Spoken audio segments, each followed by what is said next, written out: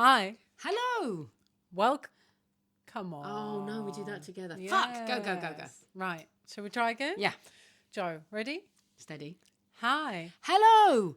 Welcome to our podcast. Lez-Come-Together. I'm Jana. And I'm Jo. Good start. Hello, Joe. Now, you can tell from the start of the pod, everybody, because Jana normally goes, hello, Joe. You're like, hello, Joe. Oh. How are you, Jana, today on the pod? What do we need to warn people about? This is crazy because I don't realize I sounded like that at all. You did. This is a big problem. Whatever I feel is either in my voice or on my face, isn't it? Yep. And I try, and I know this, and I try to hide it all the time. But that's exhausting, right? Well, no, because I can't do it. So I'm not actually doing it. I'm not hiding anything. Yeah. In my head, I'm like, no, sound happy and cheery. And I don't. I don't know how not to show how I really fucking feel. But that's okay. So you're having a shit week. I'm sorry, shall we start again? No. Oh, I think this is useful because people are always trying to pretend everything's wonderful. And sometimes just acknowledge it's shit, move on.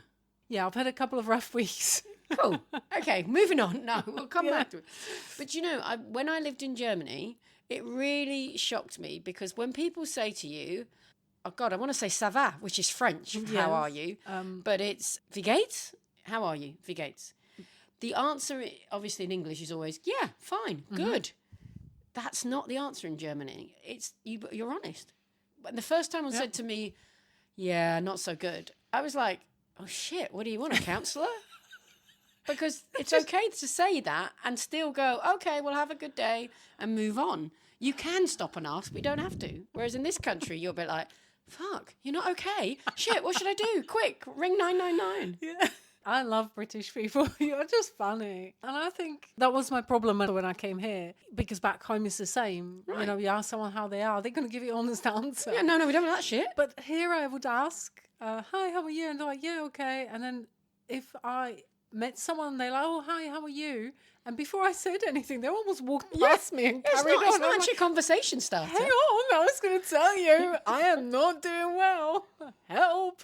It's funny. I think, again, just a different culture, right? Right. But you've asked, and I'm telling you, I've had a rough couple of weeks. Okay, well, moving on.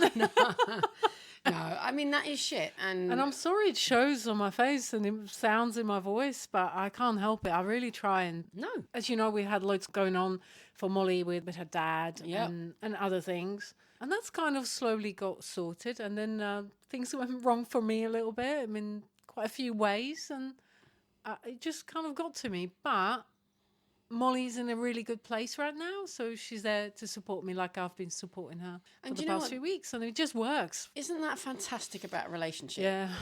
One can be high, another can be low, and you can just bring each other along the road. Yeah, I'm saying I'm very lucky. We are both very lucky because when she needed me, Yep. I was there. And now I really need her support and she's there. And it just works every time. I do worry one day we're both going to wake up and feel shit. And Oh, no. we'll be like, Joe, Vicky. Come over. And that's what friends are for, right? Exactly. And also, sometimes just close the curtain and stay in bed that day. You might remember sometimes last week, or was the weekend, I don't know, we were driving from Southampton. We had a wonderful time with Nicola and Dan. And it was, it was a tough weekend because it was upsetting in so many ways, but we were at the right place at the right time. And it was just so wonderful. And then we were driving home and we were about to drive past your house. And I said to Molly, shall we? And she was like, yeah, why not? So we called Vicky and she said, you were both home. We come to see you, had a couple of hugs. And everything was much better. So Thank you for that. And did you hear she called Vicky? Because she assumed that I wouldn't answer my phone, which she was absolutely right about. So good for you. Well, Molly, I was driving, so Molly picked up the phone and I said to her, don't call Jo. She'll probably will not be able to find her phone. Yeah. Yeah. To be honest, if she does, if we ask her if we can come around, she'll probably say yes, even though they're not even home. Because that's just how you are, Jo. Yeah, sure. Yeah. So if you call Vicky, she'll be honest. Yeah, she'll be honest. She'll either say, sorry, we're doing something, or come, which is exactly what she said. And it was so beautiful to hear. And I'd love to say you're wrong about that, but there was this story once where wonderful Charlotte, who I've talked about many times, was making my dinner.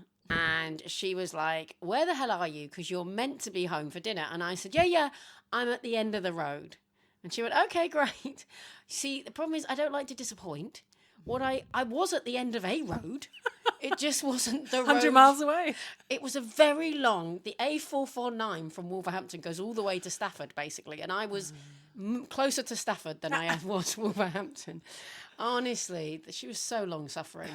Because, I did get home about 20 minutes later and she was like, the dinner's ruined, but thanks. I'm like, Poor Vicky. I don't know how she deals with this. Because you it's haven't carried it on. You haven't improved, have you? I'm a little bit more honest. Oh, okay. I realise that, yes, you might not disappoint someone in that moment, but you disappoint them a hell of a lot more 20 minutes later when you get there. So, well done. Proud of you. I guess one of the things you'll say at the moment is you're very honest on your face. You're very honest with some of the things you say, and you feel like it backfires a bit. I'm trying to be the opposite, where I sometimes feel I'm too nice and don't honestly say what I'm feeling or doing or what other people are doing that's making me feel, and then it comes a cropper in the end anyway. So somewhere in the middle we meet and we'll be better people. We can learn from each other. Right. I'd like to be a bit more like you are. And I'd like to be a bit more like you are. There you go. There we go. We need to spend more time together. There you are. So we have had some people ping the pod. Ping the pod. Which was quite a long time ago. So we check the email every week, which is Lez-Come-Together, all one word with a Z for Les, @gmail.com. And we've had nothing for ages, people. So come on. Yeah, where are you all? Come on, you're listening. We know you're listening. Are you listening? Anyway, but we also had that there's, on some of the places that this pod goes out, it says contact the pod and it's a link. And we didn't know where that went to. You're about to talk about the hate mail, our first hate mail we received. So today we're doing O, and we are outraged. Well, I'm outraged because we got our first, we finally found where this goes to. And it says fan mail in Buzzsprout, which is what we use. It's our platform that we use. Yeah, to upload the pods. And it says fan mail, and we'd never clicked on it because we just assumed we had none. Yeah. But we had one, but the first one we had was hate, right? Because it said, where is this going? And so Jana had come over on that Sunday, as she mentioned, and we sat there and I went, oh, do you think we were rambling? Because there were a couple of topics that, controversial, like International Women's Day. Yeah. So straight away I went into like, what's that mean? That made no sense to me. And your face just went, ooh, I really need to reply to this. I feel hurt by this comment. Where is this going? And I just sat there, watch you type. And I said something like, I'm really sorry, were we rambling? What were your thoughts on the topic? I will try and be more concise in the future. And I said, what do you think, Jana? And she was like, you're all right then. But you know what she was? Jana was like, no, tell him, fuck off, or whatever. I didn't. No, you didn't. But anyway. But I was a little bit confused. Like why would someone say that? And give no extra information. Yeah. Why would someone do that, Jana? Exactly. So then we hit send because it says reply. And guess whose phone pings? Mine. Jana had sent the hate mail. Because she'd seen it said, why don't you contact the pod? And she responded, where is this going? I'm so sorry, Joe. I did it long enough ago that I forgot I said, where's this going? I was just testing to see where is this message going to go. And instead of actually writing this, I just said, where's this going? So I was actually our first hate mail. And which I'm pleased it was you. But, at least a reaction is a reaction. Oh, my God. It's just when my phone pinged and I saw your reply, I couldn't quickly understand how. I understood very quickly. I'm like, it's you fucker. Well, all I can do is apologise, Joe. It makes up for a funny story, right? Yeah, right. So, and then we did have other fan mail. We did, yeah. Some of it a bit out of date, but yes. So apologies from that. Apologies. But one of them we had seen anyway because it was about a question for Dr. Cat, which we hadn't. Where did? So I think when people first respond, I get something on my phone potentially if I'm looking at that very minute. So I think I'd seen this pop up but didn't know where it went to. Anyway. Useless. So we have a lovely new listener who said, thanks guys, quite new to the pod, only been listening for just over a week and I've nearly caught up on every episode. That is amazing. Thank you. Yeah, keep them coming. But has a question for us and other listeners because wanted to know if you had experienced the feeling of needing to overachieve in life. Another great O, overachieve. She's concluded that she feels that it might be that she's trying to make up for the disappointment caused, in her case, to her parents when she came out. She'd heard Tom Daly talk about this in the past, and when she told her mum about being gay, about 21, she felt like it took her 10 years to really accept and be fine with it. And obviously at that point, there's a lot of shame and disappointment.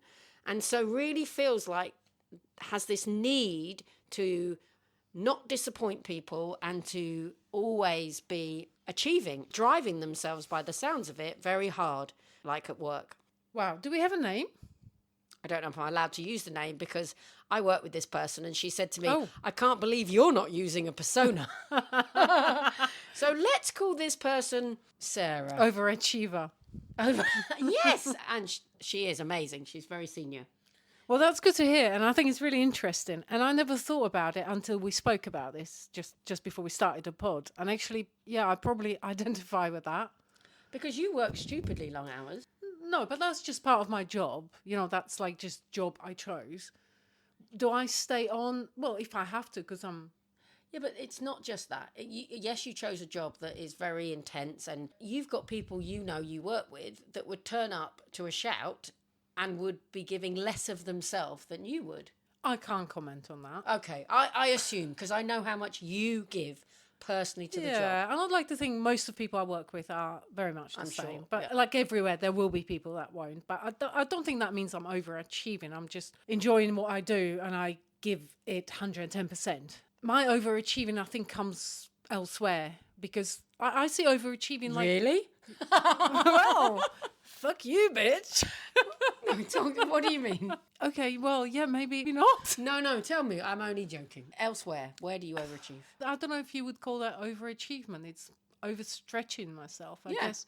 Over spreading myself. Because I see overachieving as something where I'm happy where I am in my job, although I could get further, higher. Right. I don't want to. I don't want to overachieve in that way. I don't have the feeling that I need to do that. Maybe I will later on, but I mean, when? I'm getting quite old. So you're not feeling ambitious to move up the ranks. That's the word. I don't know if it is that. I think it's more about everything you do. You want to feel like you're the best at it. So people validate you because you felt in the past you haven't been validated because of this sort of element of shame. And I guess, yeah, I really always want to make sure I do my best. Yeah. But is that because I felt like I didn't get enough acknowledgement elsewhere? I stopped you with a joke. And I think what you were going to talk about is that when you're in a friendship, you want to always be there for that person. And probably more than the average person. You really strive to make sure they feel not let down. I'd like to think that's how people feel when they're friends with me. Yeah. Maybe sometimes it just comes across like too much, but that's just who I am. Like I feel... Suffocating. No, I hope not. Again, it's me trying to be funny. No, you're very funny. But she's sensitive this week. I should be careful. It's fine. I'm trying to work on that. I am not spreading myself too thin. Yeah. Because I have done that for so many years. And as you know, I think I've got to a point where I'm struggling. Yeah. I also think that you have to look after you and not spread yourself too thin, or you will come a cropper at some point. But have I been doing this all these years because I was trying to overachieve? Yeah. I don't know. In that way, it doesn't have to be work, does it? No, it's acceptance and trying to find that place. The reason I think this is really interesting as well is I'm reading this book at the moment. I think I mentioned it in the last pod, called Straitjacket, which is about living with societal shame of being gay. And it says one of the potential side effects of where people have had a period where they felt very, very shamed or living in lie and there's a level of shame behind that is overachievement. So I think it's an excellent shout out, Sarah, from work, which I hadn't thought about before. It also talks about that there's like addiction is another thing that people who have felt a long period of shame to sort of shut the brain off, having this overthinking and I fall into that category too. I did have like a couple of things that I was really addicted to, which one of them, I had to go at gambling when I worked at Ladbrokes. And I got into gambling and I was really going down too fast down the way I didn't want to be going. Right. But I could feel myself go, there's something about me that if I don't stop this now, I never will. Wow. So I do have that addictive thing. Personality. And you're right, it felt really good. It was like I did shut down part of my brain and just enjoy that. So there you go. Yeah. You also made the comment earlier, which I think is really important. Just because people are gay doesn't mean they would have overachievement or addiction. And just because people are straight doesn't mean they don't have it, because there's an element everybody has. I think it's something crazy like 6% on average. It's just when you look at the gay population, it's 8% on average, whereas you look at the straight population, it's like 5.5%, which is a bit crazy. You know, it suggests there is a slight... Yeah. Interesting. Yeah. Oh, look at us gays, all overachieving and being addicted. I really, obviously, with my best friend Charlotte, it took her life. She couldn't be good enough ever, or she couldn't ever stop working.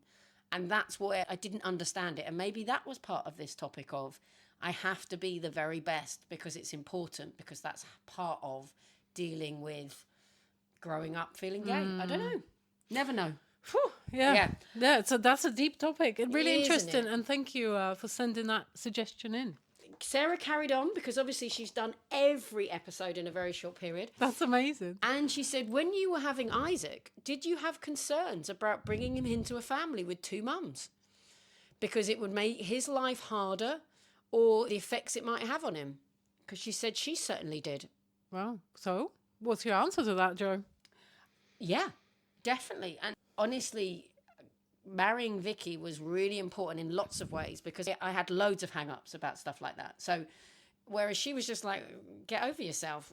You're not that important, as in this child will, as long as it's got love and you teach it right and wrong, it will make its own choices as well. Children are not total blank sheets that you can just make into something that you want to mould. You do influence, but you don't have that much power. Get over yourself.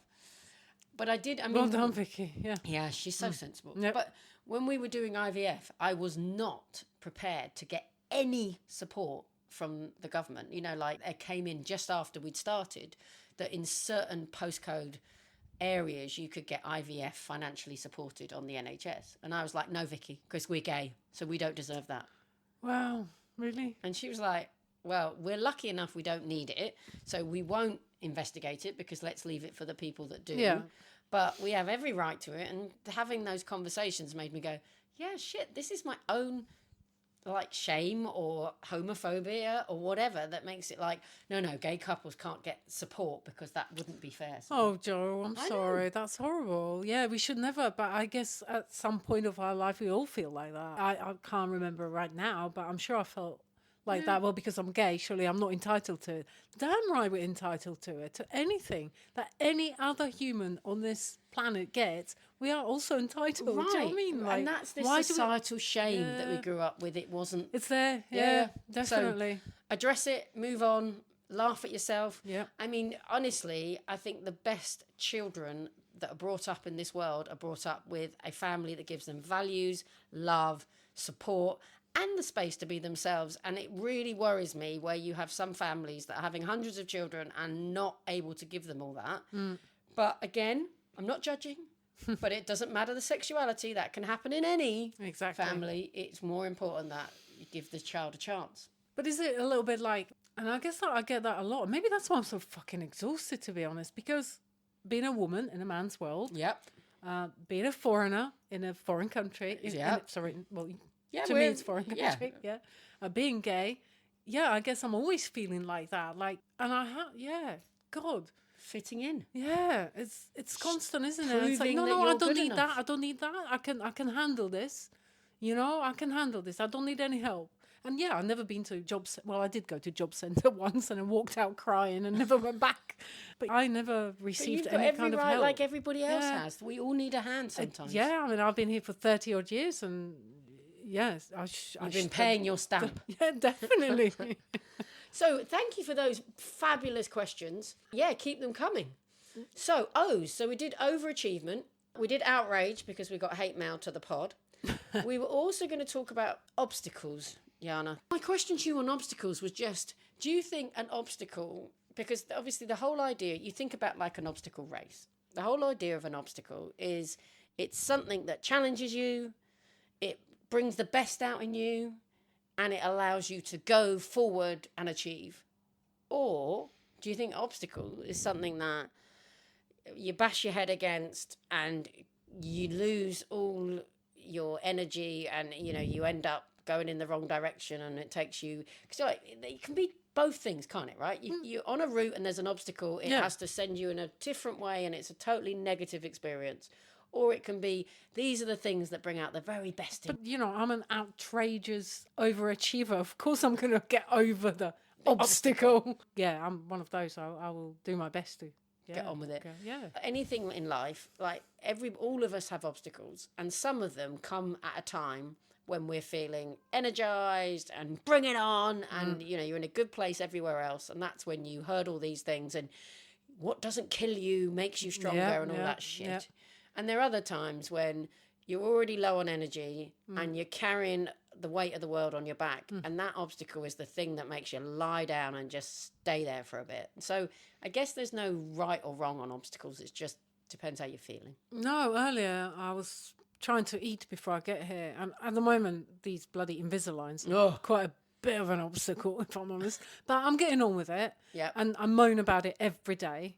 And I apologise to my wife, Molly. I'm so sorry, but every day I'll be like, this is exhausting as I'm standing there brushing my teeth. But it's just another obstacle to get over, right? And we'll get there. But yeah, like you said, at the moment, because I've had a couple of rough weeks, I'm tired. I feel like I'm carrying all the weight on my shoulders, and I was trying to make some food, and when you feel a bit tired and nothing's working, you're trying to put something on a shelf and it doesn't fit and it just falls down and smashes, and it's likely at that point that What do you think is the worst food to drop when you're like that? Rice. Fucking beetroot, mate, everywhere. Oh, you didn't? Yeah, that's why I was late. I'm sorry. Yeah. Oh, man. I haven't told Molly yet. I took a picture. I've got evidence. It was me. No. But I cleaned up after as much as I could, but... beetroot, it just keeps leaking places. You find that fucking juice for days. Yeah, great. Thank you. I can't wait to go home. Oh, no. That's Sod's Law, right? I know. It could have been anything. I had unimportant things that are not coloured in my hand. But like pasta. Yeah. That would have been okay. Drop pasta. No. Beetroot. Even rice would be okay. Oh, man. Yeah, well... Obsessions. I wanted to talk to you about obsessions. No, I want to talk to you about obsessions. Oh, do you? Yeah. Well, what is your biggest obsession? Oh, now that I'm old and miserable, I guess it's food. Food? Yeah, that's the bit that I'm probably my biggest weakness. When I'm bored, I'm like, I'll eat something that's not particularly good for me. When I was younger, and this is why I brought up the subject, I got really obsessed with people. So the first boy I fancied, I got really obsessed. Stalking and everything? Well, he lived next door to me. So you it was moved easy next to stalk. But I would literally, there was a weekend when his parents were away, and I would ring his house and see if he answered the phone and just put the phone down. I know. And honestly, the parents came home and they were chatting to my mum, and I was just happened to be listening. And they went, yeah, it's really freaked our daughter out, because she was a couple of years older than the boy that I fancied. And she was like the person looking after him. And she said, there's somebody keeps ringing and putting the phone down. I felt so bad because it was me. Weirdo. And I think it was because I'd never fancied anybody, because I thought, well, this is weird. I don't fancy guys. I have sort of weird crushes on girls, but I'm not sure that's what I feel. And finally, he was somebody I kind of hero worshipped. He was going out with somebody, so I knew he was unavailable, which I think was another part of it, because I only ever fancied guys that were unavailable. That was interesting. And it became an obsession. And then I fancied a girl for a while who lived down my street as well. It's really bad if you live down my street. But yeah, clearly. And I used to have binoculars and watch her come home from school. Jo, I'm not sure we can put this in a pod. Please tell me you were only about 12. Maybe 13. Okay. I was pretty young. All right, okay. It wasn't you, Lisa Ingledew. It will promise you. It was somebody who wasn't in my friendship group, a little bit younger than me, but she would live down my road. Yeah. Okay, I think at that age, like the hormones play a big part. I'd don't like they? to think so. Yeah. Because I was obsessed with people. I guess my teachers, as you know, I mentioned that before. But do you think this is a gay thing? Because were straight people getting obsessed with people? Yeah, 100%. This is not. Okay. Let's not make this gay. Okay. People, hormones. You teenager, Right. You just hormones get all over the obsessed place. with people. Yeah, definitely. Okay. Because you're trying to work out whether you fancy them or you what, No. and you want to spend more time with them, and I just wanted to know where they were Where they- at all times. And why weren't they with me? Weird, yeah? very, very weird obsession. Yes, but I think in a way we've all been there. Okay, good. Thanks for making me feel better. Okay, but you're good. laughing at me. I did not stand there with a pair of binoculars. though. No, I know. How weird is that, right? That Okay. is strange. I've got a pair of binoculars now, so Well, I don't. Maybe- So don't worry, neighbours. brilliant. Do you have any obsessions now? Obsessions, yeah. So my obsessions, I guess, at the moment, it's cleaning the teeth. It's very obsessive, like, yeah. Gym is my obsession at the moment. The last few years, I guess, That's a great thing to be obsessed yeah, with. yeah. If I don't go 2 days in a row, it's not good for me. I'm obsessed. I have to go. So Well, that can be a problem because that's overachieving again, isn't Oh, it, is it? Jana? Yeah, You, well, if that's you what it is. commit to something, you want to do it. Otherwise, you feel like you're a failure, which Yeah. again could be because you felt the shame of being a failure. no, it makes me feel good. And remember I said I want the 6-pack by the time I'm 50. Endorphins that you get and all that. How are the 6-pack going? Endorphins. Oh, that too. That too. Yeah, definitely got a 4-pack. Oh, have you? Yeah. In the morning when I first wake up, and then just Okay. disappears. My barrel's coming along really well. Well, that's your food obsession. Yeah. But I mean, who doesn't have obsession with food? Of course, I'm obsessed with food as well. I'm sometimes just thinking about food all the time. Doesn't mean I'm going to eat it, but I'm often, oh my God, like, when you go to bed and we doom scroll. Yeah, we don't because we do not We have as- phones in our bedroom. But yes. Very good. And I might have to stop that because I just look at food. I just, You look at Yeah. food. yeah, I just watch food bedtime. videos, more food. So when you go loads to of food. TikTok, it just shows Yeah, you just cake. food. Yeah. No, Wow. not the cake. Right, I'm you not a sweet savoury. tooth, You're a savoury kind of. All Okay. sorts of food. Yeah. And even like when I'm really hungry, it's like torture myself with looking at this amazing food. And then I'm sending the links to Molly for next day when she wakes up because she's already asleep at this point. I'm just sending drooling. Molly food links. Yeah. Look, baby, what we can do tomorrow. So we have like loads of different recipes on the chat and whatever, but never bloody do them because we're too busy. But, Yeah. But I'll just go back and watch them again. I thought I was obsessed with food. I've changed my Oh mind. my God, I am really obsessed, am I? Seriously, food is like, I love watching food. People making it, cooking it, eating it. Oh my God. You'll watch other people eat food. What is it called? Mukbang? Mukbang. When people eat like crazy amounts of food. No, never heard of it. Mukbang. That's a thing. You It's watch a- people basically yeah. gorging Oh themselves. my God, yeah. And I love it. you- It makes me feel so good. Why? Oh my God, I didn't realise I'm quite this obsessed. Yeah. Why do you enjoy watching other people gorge on I food? don't know. I never asked myself that question. I'll send you a video, watch it and tell me what you think of it. Molly thinks it's disgusting. I'm like, oh my God, give it to me. It's almost like I put myself in their place. It's you like I'm imagine you're eating- them. Yeah, it's amazing. I am obsessed. Yeah. There you go. We shouldn't have covered this. Okay, good. Excellent. Tell us what your obsessions are, people. Yeah, please let us know. Yeah. Right. So, what about outing people? How do you feel about that? No. No. No, God, no. No.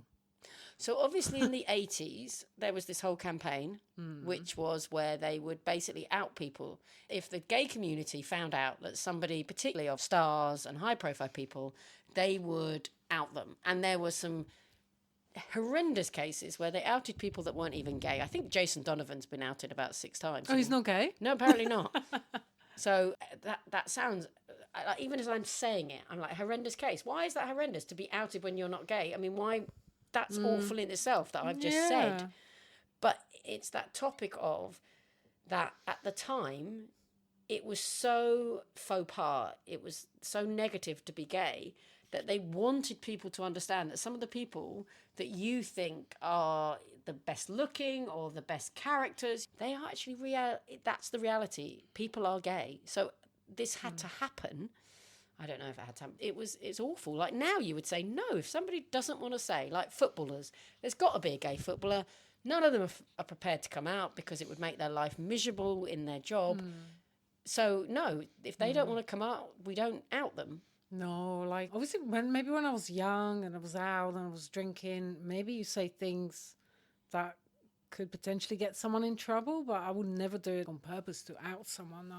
And certainly not now. I can't even imagine, because that can affect people really badly. So if someone talks to you in confidence about something like that, Yeah, you hold it. you've got to be strong, man. You say nothing to no one. And it can be hard. It can be really hard. I've been in those situations many times, when people say certain things about the person and oh my God. Especially you when you idea. feel like if you were more open, it would help, but it's not you can give them that advice, but you can't take that decision away from them. No. Personally, I wish everyone could and had the confidence to out themselves. Yeah. But for some people, it's just not possible. And some of them will never do it. Yeah. Unfortunately. And it does make me feel sad.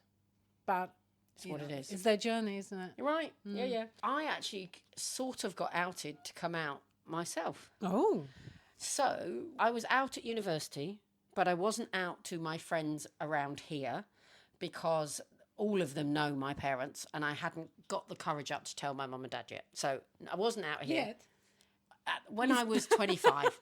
So basically at university, I was out to a close group of friends. And then after university, we were basically living out lives, but up north. So I was in the Midlands and that's where my university was. But when I came home, the only thing is that Charlotte was a part of my life and everybody was like, this is my best friend, Charlotte. Yeah. Best friend. So they all knew Charlotte. On my 21st birthday, interesting enough, I had like a big party which mixed the two worlds.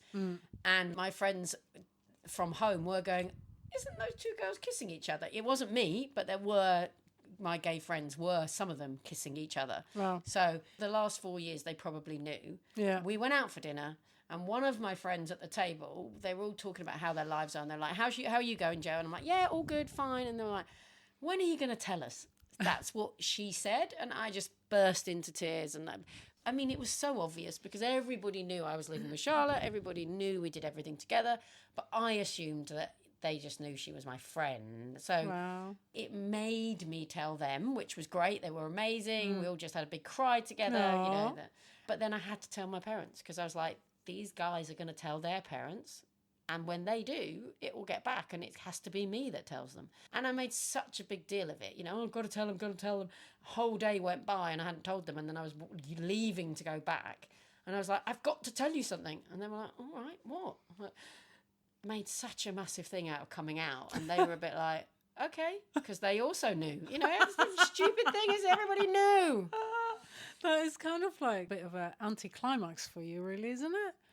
Well, yeah, but it's such a relief. Well, yeah, of course. That it was said. Well, first of all, relief. Yeah. But a bit of an anticlimax, right? You're preparing yourself for this big thing, and everyone's like, oh, fucking hell, we knew. I know. I mean, Sorry, Jo. That's the reality of it, right? But it's a kind of beautiful story. I think it's lovely because if it wasn't for those friends that day, saying that, how much longer would you have? Right, because pretended?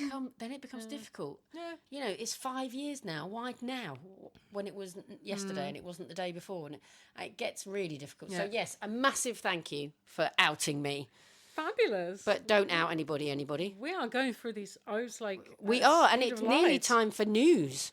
So, is there anything that you felt very strongly about talking in terms of O's? We've got ovaries here. Do you want to talk about your ovaries? Well, no. I mean, mine are probably slowly dying now, really. Shriveled. I nearly Prunes. didn't have a period. It was like 3 months. I thought, that's it. I'm over. I'm shriveled. Oh, my God. Then it came.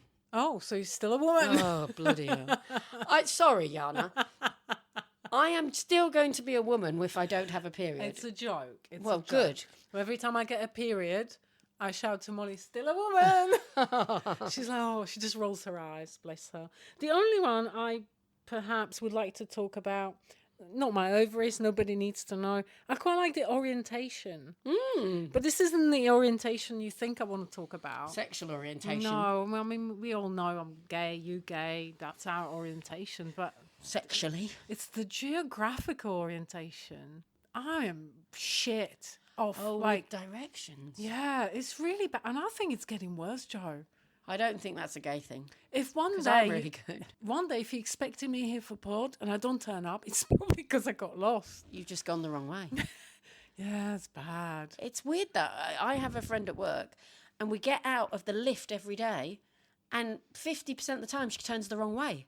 And I don't Really? get that. In my head, I've got a compass that just goes, it's that way. Yeah, see, Molly tried to tell someone the other day that that's the problem I have. I don't know my right and left now. Whoa, whoa, whoa. My right and left is spot on. I have no issue with that. Right. But sort of the north, south, west, and east, I know where it is. But you couldn't. If you put a map in front, I can't picture a map. Yeah. Like the other day, we were talking about countries, and I was asking, where's this country in relation to this country? And she was like, really? I was like, no, I just You've not got can't. it. I don't know. I don't know what it is, but it's driving me nuts. Why is it driving you I nuts? don't know, because I'd like to be able to just put myself on a map straight away and know where it is, you know? Right.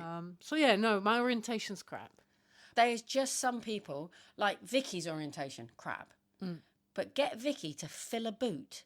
She can fit those suitcases and boxes in where I would already have gone. We've run out of space 20 minutes ago. So we've just all got different skills. Are you good at filling like Yes, spatial yeah, awareness yeah, with... Yeah, got to play to our strengths, I guess. Exactly. So I'll tell you which direction. You fill it with boxes. But one last thing on the orientation. Were you following the astronauts going to the moon? No, I missed that. Everyone got really excited about it, but I kind of missed it. What was going on there? I just loved it. I don't know what it was. Yeah, some people did, right?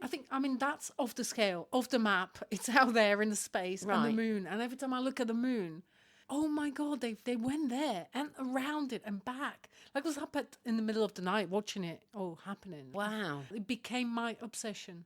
I do not get it, right? I do not get it. They went up into the big black area.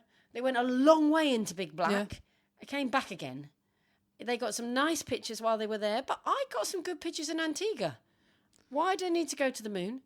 And why has it taken us 50 odd years to get back to where we already were? You know, this conspiracy theory comes up. Yeah. Why did it take so long to get back there? That seems a bit strange. Costs a lot of money. That is obscene when you think about how much money compared to... Training. I mean, for them to be up there for 10 days and actually not knowing if they'll be able to come back, I mean, it's a big risk. Right. It's no guarantee that they're going to go there, go around the moon and get slingshotted back to the Earth. There was always a risk. I mean, the calculations are amazing, I think, because they actually calculated every second of this flight. Like you knew what time they're going to land, splash down and where and when they're going to come through the stratosphere Incredible. and all that. I mean, it it's is incredible. But there was that little bit of worry that they won't get slingshotted back around the moon. And I think it's amazing. There's no way you would get me in a rocket going all the way to the moon. Well, I was going to ask that because obviously out of space, there's another O. Oh, yeah. Would you, if you No. could now get on a shuttle and go out to outside? No. Well, if it was to go with the female astronaut Was that she a was bit on there, sexy? well, I don't know how to put this. Christina Koch, I think her Oh, name is. right. She's got it all. Yeah, she's my age. Young. Right. Yeah, very young. But she's just such a personality, like such an... I missed this. Oh, I love her. Right. Oh, well, that's another obsession. Right. I'm currently obsessed with her. I think Right. she's amazing. Well, because she's clever and achieving, Yeah, 'cause overachieving, you've got- probably, we yeah, might definitely. say. Getting that far. And you know, people will say, well, that's her choice. Yeah, it is her choice, but she sacrificed a lot for her choice to be astronaut and to be on this mission. I mean, Is she gay? no, she's got a husband, Ah, but no Sharda. kids. And she apparently had to sacrifice that because going into space, you can't really have a period. So you have to get yourself on those pills that stop periods and stuff. And Wow. you're there for a long time. I mean, at one point she was like there for like hundreds of days. I don't know, doing something. I don't know. I just think she's amazing. Wow. That's all. I mean, some people might think, who, what, whatever. No. When you really start reading about it and looking into and yeah, she looked great.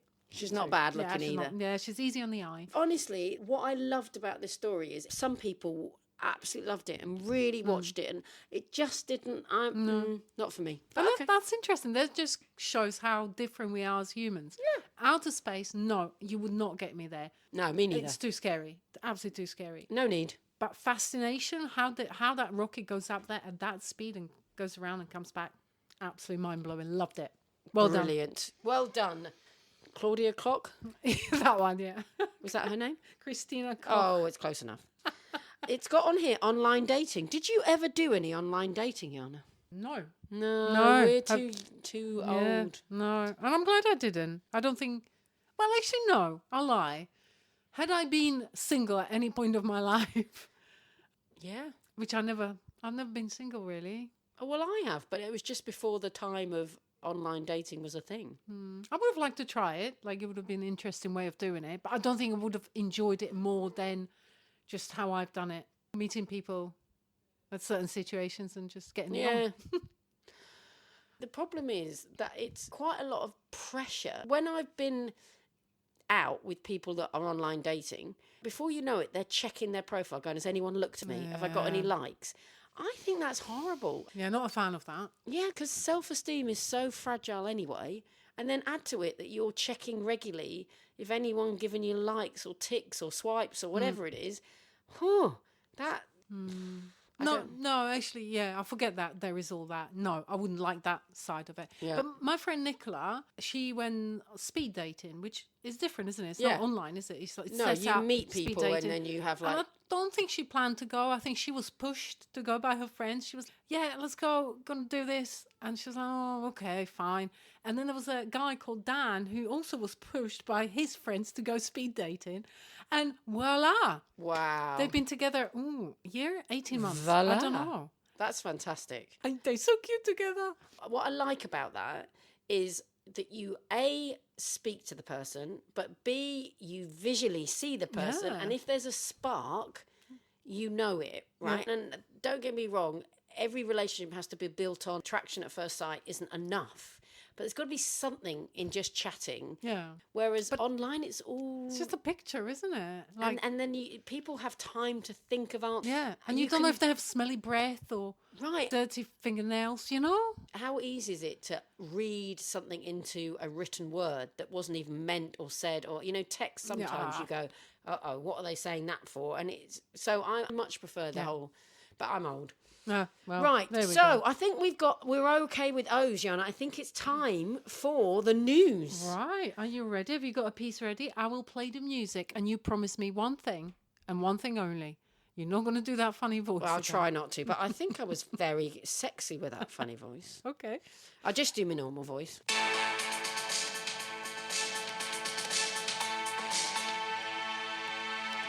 Good evening and welcome to the Gay News. You may have noticed that is a different jingle to last time. We don't remember which jingle we used last time because we're middle-aged women.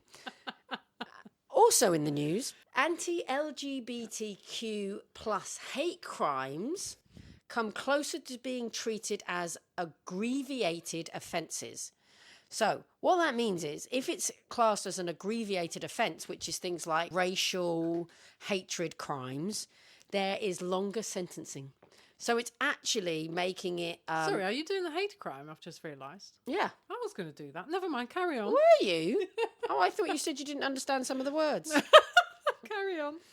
So it's currently in the House of Lords now, and it's moving through the law, and hopefully soon that will mean that any hate crimes against the community would have longer sentencing. Yeah, that's really great news. Isn't it? Yeah, that it is really and it positive. was the one that I was going to talk about. But well done, thank you. So you move on to the next one. You got something else? Well, I had that. But I do also have Thailand legalizing same-sex marriage and expanding gender affirmation rights, and Liechtenstein passing marriage equality. Great news. Good work, Thailand and Liechtenstein. I can't even say... It's not licking. But I mean, if it's called Liechtenstein, it's sure it calls... Blah, blah, blah. Also, in April, the Court of Justice of the European Union ruled that Hungary's 2021 children protection law, which basically restricted the community, LGBTQIA+, content and visibility, actually breached EU law and core EU values. This is the first of such judgment that basically means the country, Hungary, now needs to repeal the laws and have better treatment for the gay community. So brilliant news, EU, well done. Well done, amazing. I mean, all around good for Hungary because they got rid of that dictator guy. Good work, Hungary. Have you got another one? So I just had the Times 100 most influential people of 2026. included several LGBTQ leaders and cultural influencers. Oh, lovely. Who was there? Yeah, so a couple of the names. Alan Cumming, who is a openly bisexual actor. Honestly, I Googled his name and went, oh, God, yeah, I know him. He's been in loads of things, but obviously now I can't remember any of them. How do you spell Cumming? Cumming. I love it, really. Yeah, appropriate What name. a name to have. Amazing. And then actor Jonathan Groff, who was in Glee. Hilary Knight, who's an Olympic ice hockey player, openly gay. Shannon Minter, who's a transgender civil rights attorney. Matthew Blasey, fashion designer. Okay. It did say, important to note that these people are explicitly noted for their sexual orientation or gender identity because it's part of their brand, I guess. But there would be other people in the list where that would be the case, but it's just not what they're known for. But these were the ones in the list that were definitely part of the community, I guess. Got yeah. I think that's all very nice and positive news. So maybe let's end there. Let's not do a negative one today. We had good news today. Yeah. Let's play the jingle.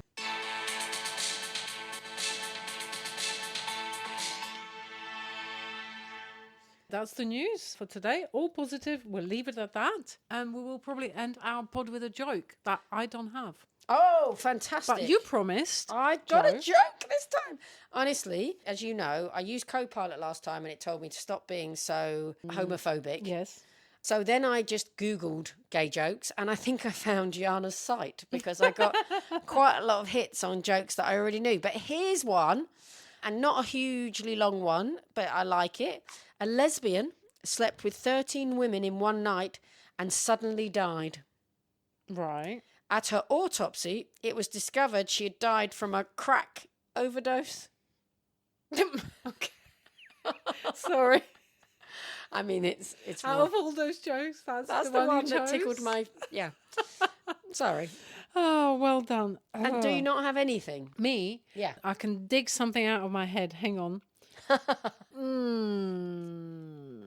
Ready?